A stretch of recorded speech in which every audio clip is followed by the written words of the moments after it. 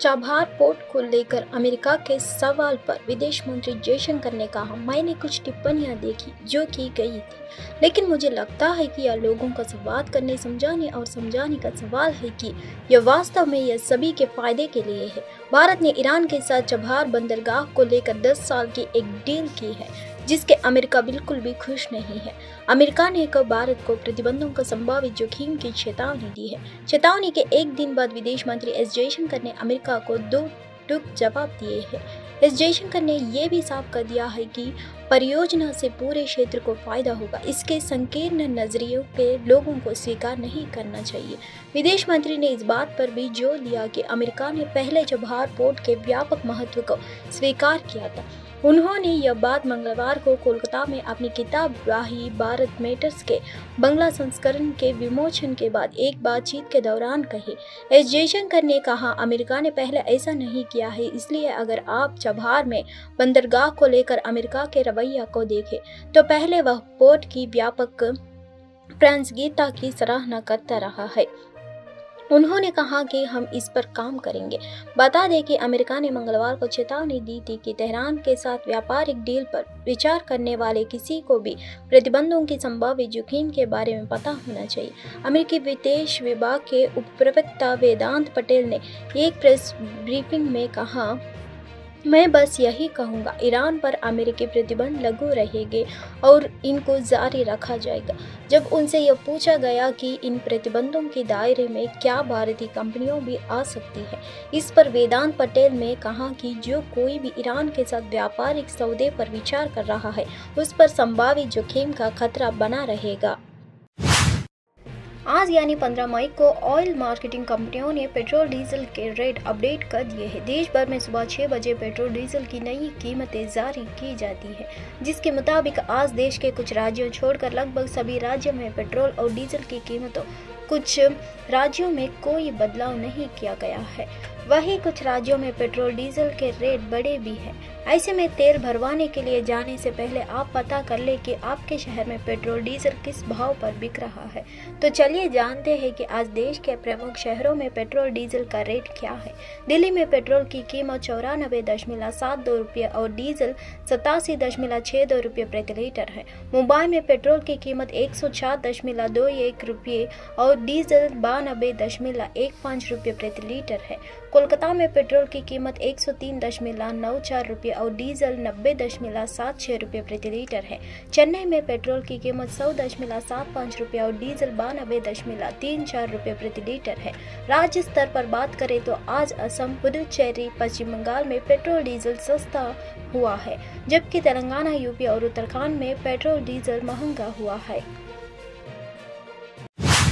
प्रदेश कांग्रेस के अध्यक्ष देवेंद्र यादव ने बताया कि केजरीवाल चांदनी चौक लोकसभा क्षेत्र से उम्मीदवार जयप्रकाश अग्रवाल, उत्तर पूर्व दिल्ली लोकसभा क्षेत्र से उम्मीदवार कन्हैया कुमार और उत्तर पश्चिमी दिल्ली लोकसभा क्षेत्र के कांग्रेस उम्मीदवार उदित राज के समर्थन में रोड शो करेंगे। मुख्यमंत्री केजरीवाल बुधवार को गठबंधन के 3 उम्मीदवारों के समर्थन में रोड शो करेंगे। प्रदेश कांग्रेस के अध्यक्ष देवेंद्र यादव ने बताया कि केजरीवाल चांदनी चौक लोकसभा क्षेत्र से उम्मीदवार जयप्रकाश अग्रवाल, उत्तर पूर्वी दिल्ली लोकसभा क्षेत्र से उम्मीदवार कन्हैया कुमार और उत्तर पश्चिमी दिल्ली लोकसभा क्षेत्र के कांग्रेस उम्मीदवार उदित राज के समर्थन में रोड शो करेंगे। उनका पहला रोड शो मॉडल टाउन से शुरू होगा और दूसरा रोड शो जहांगीरपुरी में होगा। आपने बसपा के खिलाफ वॉशिंग मशीन कैंपेन शुरू किया है। मंगलवार को मंत्री गोपाल राय का सौरभ भारद्वाज ने पार्टी मुख्यालय से इसकी शुरुआत की। भारद्वाज ने डेमो दिखाकर बताया कि कैसे भ्रष्टाचार के आरोपियों को वॉशिंग मशीन में डालकर क्लीन किया जाता है। मंच पर एक तरफ बड़ी वॉशिंग मशीन रखी गई थी और दूसरी तरफ जेल बनाई गई है। गोपाल राय ने कहा कि प्रधानमंत्री कह रहे हैं कि यह चुनाव हम भ्रष्टाचार से लड़ने के लिए लड़ रहे हैं, जबकि जो लोग बसपा में शामिल हो गए उनके खिलाफ मामला बंद कर दूसरे को जेल में डाल दिया जाता है। पार्टी 4 लोकसभा क्षेत्रों के लिए 4 टीमें और तैयार किया है। टीम में 23 मई तक नई दिल्ली, पूर्व दिल्ली, पश्चिम दिल्ली और दक्षिण दिल्ली में जाकर वॉशिंग मशीन कैंपेन करेगी। भारद्वाज ने कहा कि देश को ईडी और सीबीआई को 2 एजेंसियां ही चला रही है। जब केंद्र सरकार का मन करता है तो किसी भी नेता के खिलाफ ईडी, सीबीआई लगा देती है। राजस्थान के कोलिहान खदान की लिफ्ट में फंसे 15 अधिकारियों को सुरक्षित बाहर निकाल लिया गया है। खदान के अंदर 150 से ज्यादा मजदूर भी फंसे हुए हैं। जब तक लिफ्ट में फंसे अधिकारियों का रेस्क्यू नहीं कर लिया जाता, उन मजदूरों को भी बाहर निकाल पाना मुश्किल है। रामपुरा के रेस्क्यू टीम रात हो ही रवाना हो चुकी है, जो कि जल्द ही वहां पहुंच जाएगी। राजस्थान की झुंझुनू स्थिति कोलिहान खदान हादसे में एक बड़ा अपडेट सामने आया है। बीती रात यहां हिंदुस्तान कॉपर लिमिटेड की खदान में लिफ्ट मशीन 1800 फीट नीचे गिर पड़ी थी, जिस कारण विजिलेंस टीम समेत 15 अधिकारी लिफ्ट के अंदर फंस गए हैं। सभी लोगों को सुरक्षित बाहर निकाल लिया गया है। 3 के हालात गंभीर है, जिन्हें जयपुर रेफर किया गया है। झुंझुनू सरकारी अस्पताल शिशिराम के नर्सिंग स्टाफ का कहना है कि किसी के हाथ तो किसी के पैर में फ्रैक्चर हुआ है। सभी सुरक्षित है। खदान के अंदर वाले हिस्से में 150 से ज्यादा मजदूर भी फंसे हुए हैं। अब उनका रेस्क्यू किया जाएगा। नीम कताना के एसपी ने बताया कि आसपास के अस्पतालों से सभी एम्बुलेंसों को बुलाया गया है। डॉक्टरों की टीमें पहले से ही आपात स्थिति के लिए तैयार थी। लिफ्ट से बाहर निकलते ही सभी घायलों को तुरंत मेडिकल सुविधा दी गई है। गंभीर रूप से घायल 3 लोगों को जयपुर रेफर किया गया है। पिछले दिनों जब पीएम मोदी ने रैली में मंच से जिनके ज्यादा बच्चे होते हैं वाला बयान दिया है, उसे सीधे तौर पर मुसलमानों से जोड़कर देखा गया। रैली में लोगों ने उस लाइन के बाद शेयर भी किया था कि लेकिन अब पीएम ने स्पष्ट किया है कि उनका मतलब गरीबों से था। क्या ज्यादा बच्चे पैदा करने वाले बयान का मतलब मुसलमानों से था? प्रधानमंत्री मोदी ने इससे साफ इनकार किया है। काशी में नामांकन के बाद एक इंटरव्यू में पीएम ने कहा, मैं हैरान हूँ जी, ये किसने आपको कहा? जब ज्यादा बच्चों की बात होती है तो सिर्फ मुसलमान का नाम जोड़ देते हैं। पीएम ने कहा कि क्यों मुसलमानों के साथ अन्याय करते हैं। हमारे यहाँ गरीब परिवारों में भी ये हाल है जी, उनके बच्चों को भी पढ़ा नहीं पा रहे हैं। दरअसल मुसलमानों पर एक तरह से यह प्रधानमंत्री नरेंद्र मोदी का स्पष्टीकरण है।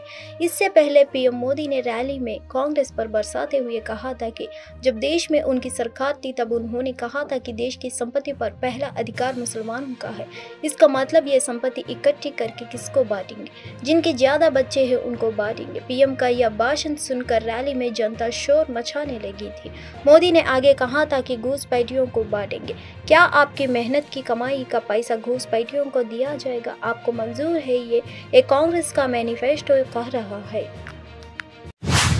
कंपार्टमेंट में भीषण आग लग गई है। 15 मई को उधमपुर के बाली क्षेत्री ब्लॉक में 4 जम्मू कश्मीर पुलिस के साथ वन विभाग के अधिकारियों द्वारा आग बुझाने के प्रयास जारी है। आग लगने का कारण अभी तक पता नहीं चल पाया है। अधिक जानकारी की प्रतीक्षा है। टीम है, कुछ उस साइड पे लगी हुई है, किस नीचे चारों ओर से फैले हैं। जो बंदे हमारे पास अवेलेबल हैं, तो रात का समय था जब ये लगी, तो जैसे मैसेज हुआ तो हम लोग आ गए सर। जो कंपार्टमेंट नंबर हमारा 64 है, उधमपुर रहे हैं, ब्लॉक बली तिरछी है। बिल्कुल सर, पुलिस के जवान के हम बहुत थैंक्स करते हैं, जिन्होंने हमारी बेबाकी से हेल्प कर रहे हैं, तो हम इनका चादर से शुक्रिया। स्टंट उस साइड से हमें कंट्रोल कर दी है, तो जहाँ की साइड है हम लगे हैं, लगता है थोड़ी देर में हो जाएगी। ऐसा इसमें बारे में क्या हूँ कि हमारे सीनियर लोग भी काफ़ी बिजी हैं, हमारे पास बहुत प्रेशर है डिपार्टमेंट की। अभी डिमार्केशन का वर्क लोड बहुत ज़्यादा है, हमारे पूरे स्टाफ जो है फील्ड में। लिहाजा हम लोगों से भी अपील करेंगे और मीडिया बंधु से भी करेंगे कि जन जन तक ये आवाज़ पहुँचाए हमारी, कि कोई जंगल जिस सभी की इमानत है, भगवान का दिया हुआ जो हमें सांसें हैं, तो इसको हमें बचाना चाहिए रल मिल के। जैसे जो हवा चल रही है तो इसको कंट्रोल करना लगे हैं, वैसे इधर तक हो जाएगी। इसको हम अभी फायर लाइन देंगे, लड़के पहुंच रहे हैं जहाँ वाले लगे थे, उधर भी एक यूपी के अमेठी में एक सार्वजनिक रैली को संबोधित करते हुए मुख्यमंत्री योगी आदित्यनाथ ने विपक्ष पर हमला किया और उन पर पाकिस्तान का समर्थन करने का आरोप लगाया। मणिशंकर अय्यर के रेस्पेक्ट पाक वाले बयान का जिक्र करते हुए सीएम योगी ने कहा कि अगर पाकिस्तान के पास एटम बम है तो हमारे एटम बम फ्रीज में रखने के लिए नहीं है। उन्होंने कहा, एक तरफ हमारी सरकार है जो गरीबों के लिए काम कर रही है और दूसरी तरफ सपा और कांग्रेस की सरकार है जो भगवान राम का विरोध करती है और पाकिस्तान का समर्थन करती है। वे कहते हैं कि पाकिस्तान के विरोध मत करो क्योंकि उनके पास परमाणु बम है। अगर उनके पास परमाणु बम है तो हमारे पास भी है। अगर उनका एटम बम फेंकना है तो हमारा एटम बम फ्रिज में रखना नहीं है। वे पाकिस्तान का समर्थन कर रहे हैं। इन लोगों को इस पर शर्म भी नहीं आती है। कांग्रेस और सपा के लोग एक तरफ राम का विरोध करते हैं और दूसरी तरफ पाकिस्तान का समर्थन, कहते हैं पाकिस्तान के पास पाकिस्तान का विरोध मत करो, उसके पास एटम बम है, उसका एटम बम फेंकने के लिए है, तो हमारे पास हमारा एटम बम फ्रीज में रखने के लिए नहीं है। हम भी छेड़ेंगे नहीं, लेकिन कोई छेड़ेगा तो फिर छोड़ेंगे भी नहीं, और कहीं भी होगा। पहली बार देश देख रहा है मोदी जी के नेतृत्व में, देश सुरक्षित है, दुनिया के अंदर सम्मान बढ़ा है, विकास के बड़े बड़े कार्य हो रहे हैं, highway, railway, metro, IIT, IIM, triple IT, AIIMS, Raebareli का एम्स मोदी जी ने दिया। और जेकेएनसी के उपाध्यक्ष उमर अब्दुल्ला ने 14 मई को कहा कि अगर मतदाताओं को पैसे के लालच दिया जा रहा है तो उन्हें चुनाव आयोग के सामने यह सबूत पेश करना होगा। उन्होंने कहा, अगर मतदाताओं को पैसे देकर लालच दिया जा रहा है और उन्हें वोट देने के लिए तैयार किया जा रहा है तो हमें चुनाव आयोग के सामने यह सबूत पेश करना होगा। मैं श्रीनगर जाऊंगा और पता लगाऊंगा कि इनमें कितनी सच्चाई है। अगर इसमें सच्चाई है तो हम इसमें कार्रवाई की मांग जरूर करेंगे।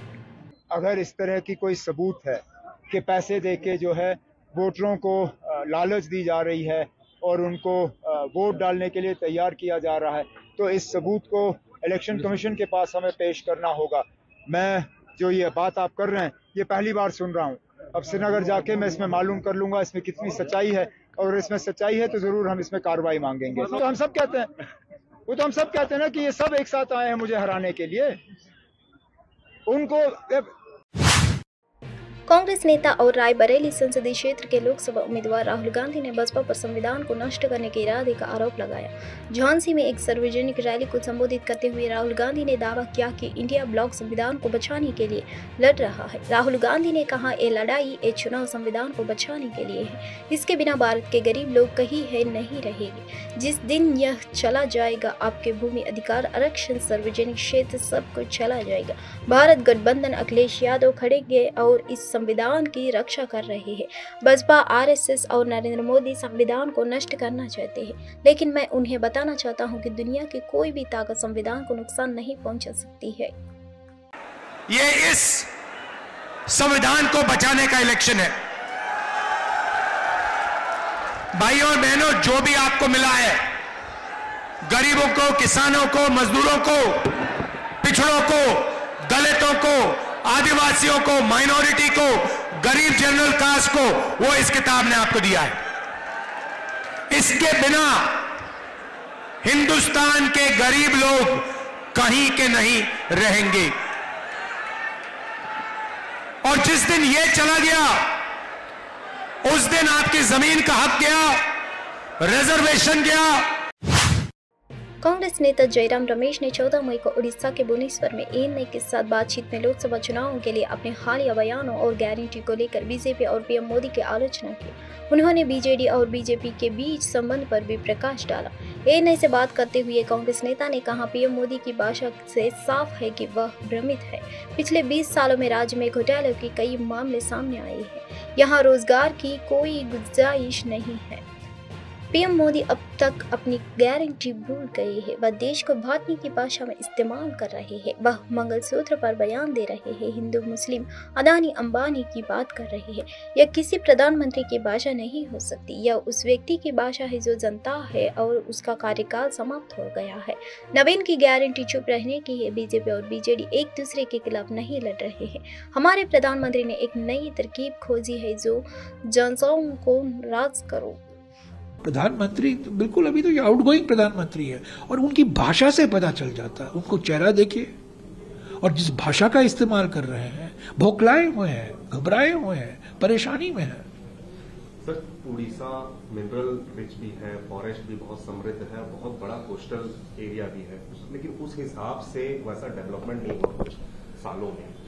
ये बिल्कुल सही है कि पिछले 20 सालों में तो मैं देख रहा हूं कि यहाँ जो शासन होना चाहिए था, सुशासन, जो वादे किए गए थे, वो पूरे तरीके से वो तोड़ा गया। यहाँ तो घोटाले ही घोटाले हुए हैं। कुछ चुने हुए पूंजीपतियों को फायदा मिला है। अगर आप देखें राष्ट्रीय स्तर पर पिछले 10 सालों में, और यही उड़ीसा का भी हालत है, 21 पूंजीपतियों को इतना ही धन इकट्ठा हो चुका है जो 70 करोड़ भारतवासियों में है। और उड़ीसा में यही हो रहा है, जो माइनिंग वेल्थ, मिनरल रिसोर्सेज हैं, वो किसके फायदे के लिए इस्तेमाल हो रहा है?